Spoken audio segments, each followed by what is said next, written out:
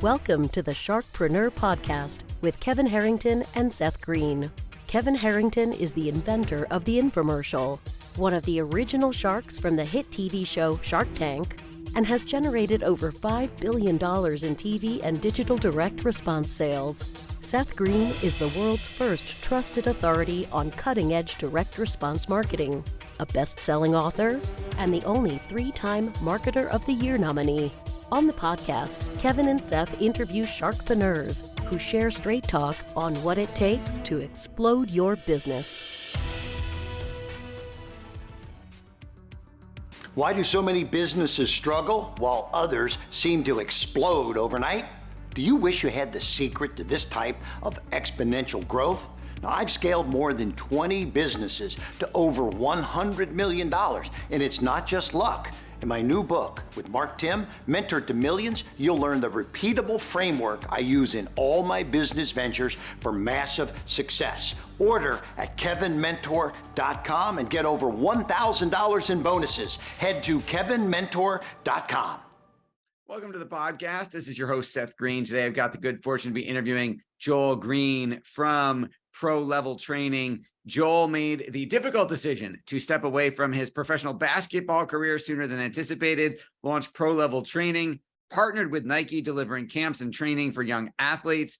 Obviously, Joel is a public speaker. He is the best-selling author of Filtering, The Way to Extract Strength from the Struggle, and a whole lot of other amazing things he's got going on. Joel, thanks so much for joining us. Seth, thanks a lot for having me on, man. I appreciate it. Our pleasure. Now, obviously, we want everybody to go get the book, Filtering, The Way to Extract Strength from the Struggle, but let's tease them just a little bit. Talk a little bit about why you left professional basketball earlier than you originally anticipated, and then what inspired you to launch Pro Level Training. I always had an itch or a bug for entrepreneurship. I mean, since I was about 10 or 11 years old, I made my own board game when I was 11, and you know, it was a basketball Monopoly centered basketball game. So I had every team with, instead of a property, it was a team on each block, and I had these different rules, everything. So I've been creating things since I was younger, and getting into the professional realm of sports, I began really seeing what business was all about, and it made it kind of my appetite was even that much greater once I saw the inner workings of some things behind the scenes, having an agent and have a manager and things like that. I really wanted to have my own.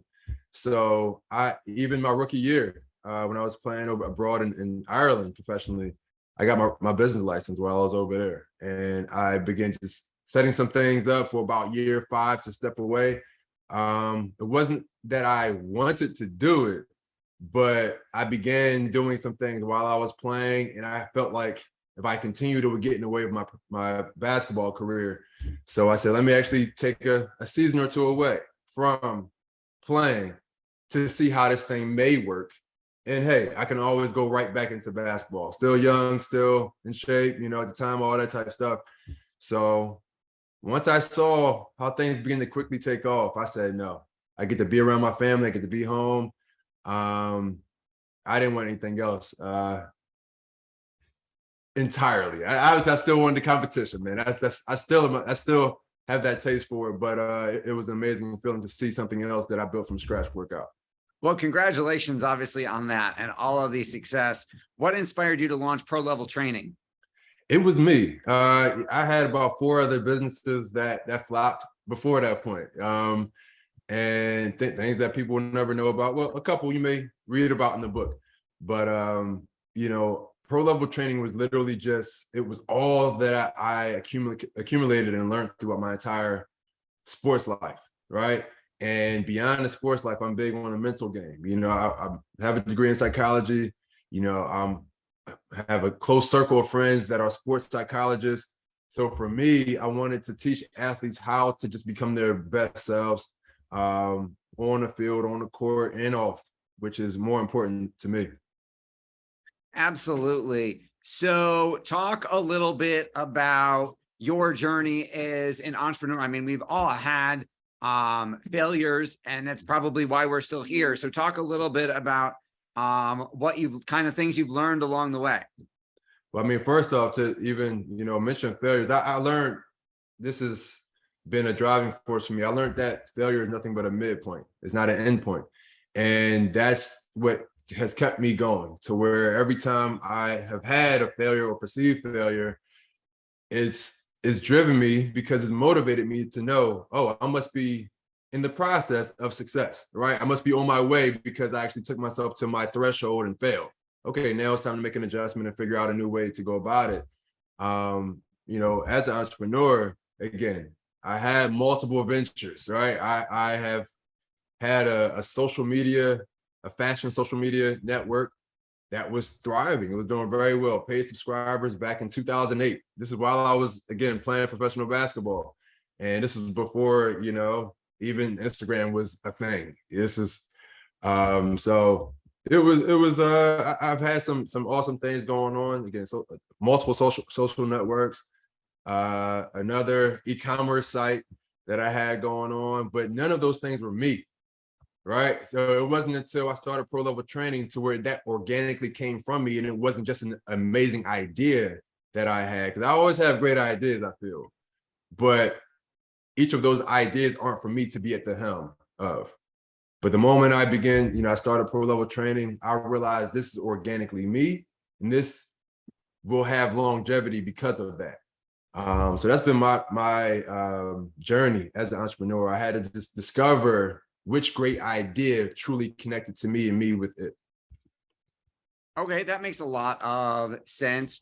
You talk about the fun doesn't come first and why we need to stop looking at the struggle as negative. Talk a little, what does that mean? Yeah, I mean, everyone wants to just, especially nowadays, unfortunately, everybody wants to skip steps, and just get and just be without going through the process of becoming. You know what I mean? Like, that process isn't always fun, but when you're willing to endure it, as opposed to always looking to enjoy it, like if you're willing to endure something, you realize how enjoyable it can be on the other side of that process. So I tell people, look, the fun, it may not be first. Sometimes it is. Sometimes you can actually step right into something that's enjoyable from the get-go. But many times you got to be willing at least to endure a process. And for those that are more so willing to endure the process, they get to the other side time after time and time again. And those are the ones that we envy and admire all the time. Like, how do they always?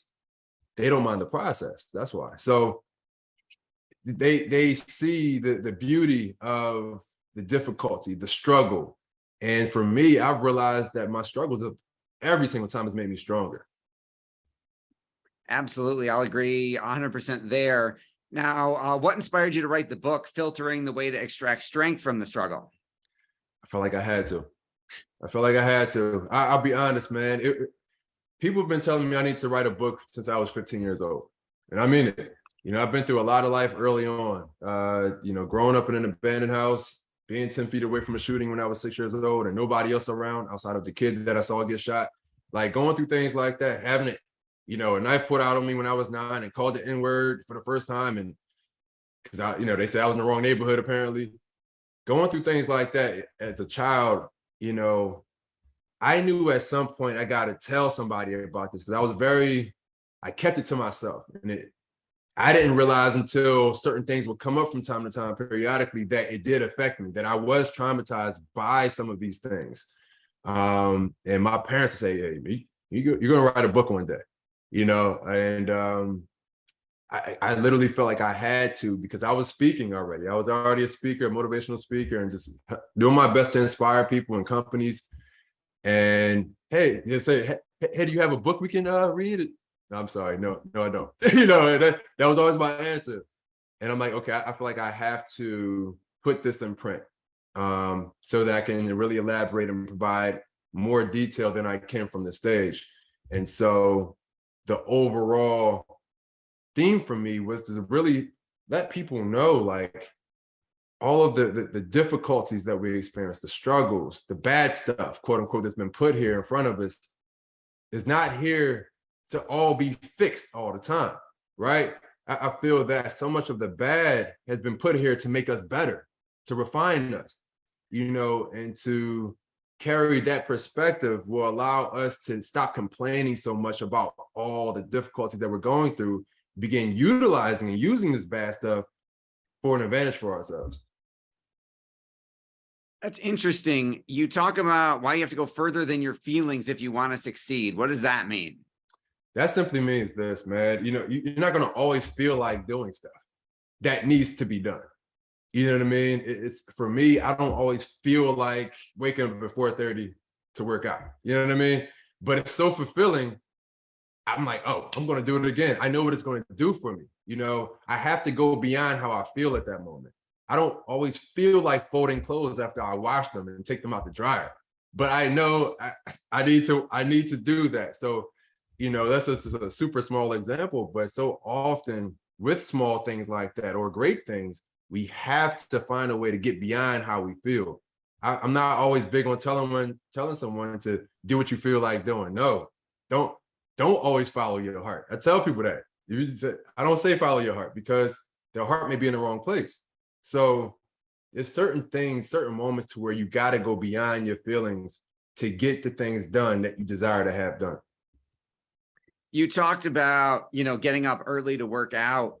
Talk about daily habits. You talked about retraining your steps and elevating your goal. Talk about your morning routine and how it came about.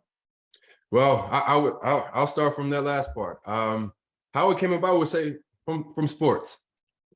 Me as an athlete, I loved waking up early because I knew, okay, the earlier I wake up, the more I can maximize on my training hours that I get in before I go to sleep that night.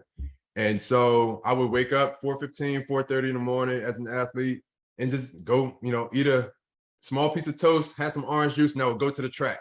Right. And that was my morning routine. I would go there for about 45 minutes, come back, and then have a 2,000 calorie breakfast. Like I would reward myself for that morning effort because I also knew I had a 3-hour skill workout coming up with my trainer, and I had a 2-hour strength and conditioning workout coming up later the afternoon. So now being outside of sports, I saw how great I felt as an athlete. I don't want to just stop that, right? So I let myself wake up a little bit later now, between 5 and 5:30. Typically, 5:15 is my sweet spot. And I wake up, first thing I do is pray. I spend the first 20 minutes thanking God for waking me up, for waking my family up and my friends. I pray for other people all the time. I'm big on that. And it just puts me in a great place of gratitude. I'll be honest with you, man. Just kind of thanking God for, I know everyone's not religious, but it feels good for me to just say thank you. So I do that for a good 20, 25 minutes, man. And, that's before 6 o'clock. Once 6 o'clock comes, I'll eat me something small and I go and I work out. And I do that for about an hour. I wake my son up and, it's me and him time at that point. And once I take him to school, it's business time. That makes sense. Your passion is obvious. What do you like best about what you're doing now? Man, just impact. That's the best part about it. It's a visible impact. Let's say me as a professional athlete versus now, you're impacting people, but you don't see it. You're just doing your job. You're entertainer. You hit the stage, which is your court or your field, and then you go home. And you may see some fans obviously saying, oh, hooray, good job, we love you. But now I really get to see the impact of what I'm able to do on, the kids by way of being the national director for Nike sports camps, and I see their growth in a matter of days. I get to hear from the adults that I speak to when I go to a company or a university to speak.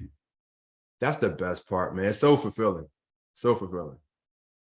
That is awesome. Who is an ideal client? I mean, obviously our listeners aren't necessarily youth athletes headed to a sports training camp. Who are your ideal clients now? My ideal clients now are more so companies, different businesses, organizations, looking to be, inspired and re-inspired. I'll be honest with you. I'm looking for any gems or nuggets of information that can help propel them towards success. That's what I really enjoy, man. Just really connecting with the adult side of things. Again, outside of my camp realm, which, those kids, they keep me young, they keep me running around, which is awesome. But I love just connecting with, adults and, sales teams and things like that, just to really help them honestly get the best out of what's right in front of them. Well, where is the best place for our folks to go to learn more about you and the book and pro level training? Well, proleveltraining.com is our company's website. My website, if you want to learn more so about myself, is joelbgreen.com. And we have information about the book on there, but also you can find as much as you need to on amazon.com. And be sure to enjoy the trailer as well. We have a 3D book trailer that we had created. It was about 7 months of production. And it's been getting a lot of rave reviews. I'll say that. And it's also some things that may be stemming from it pretty soon. 3D book trailer. Does that mean I need like special glasses or an app to see it? And well, you won't need that, right? At my face or something, right? So you won't need that, but it is just like Toy Story or Moana. Ice Age is that. It's the 3D animation, and it would be cool. I would have them add some features to where you need some glasses, but yeah, it's an impactful trailer to where it really it shows you my life in 4 minutes. It shows quite a bit about the book in a 4-minute period. And I'll say it'll make you want to read it. That is awesome. All right. Well, this has been Seth Greene with Joel Greene, no relation. Make sure you go check out the site, Pro Level Training. Make sure you go check out the book, Filtering the Way to Extract Strength from the Struggle. Joel, thank you so much for joining us. Thanks a lot, Seth. I appreciate it. Thanks, everybody, for watching or listening. We'll talk to you or see you next time. Do you need money to fund your idea, product, or service? Are you ready to take your business to the next level, but need capital to get it done? Kevin Harrington has heard more than 50,000 pitches and knows how to help you make the perfect pitch to get the funding for your entrepreneurial dream. He's distilled the process down in his perfect pitch cheat sheet, and it's yours for free. Just text PITCH to him right now at 727-888-2100. Text PITCH to 727-888-2100 right now and claim your free perfect pitch cheat sheet. Text PITCH to 727-888-2100 to start funding your dream today. This show has been produced by Market Domination, LLC. To discover how you can have your own show completely done for you and turn it into a real published book and become the authority in your marketplace, go to www.marketdominationllc.com/podcast offer.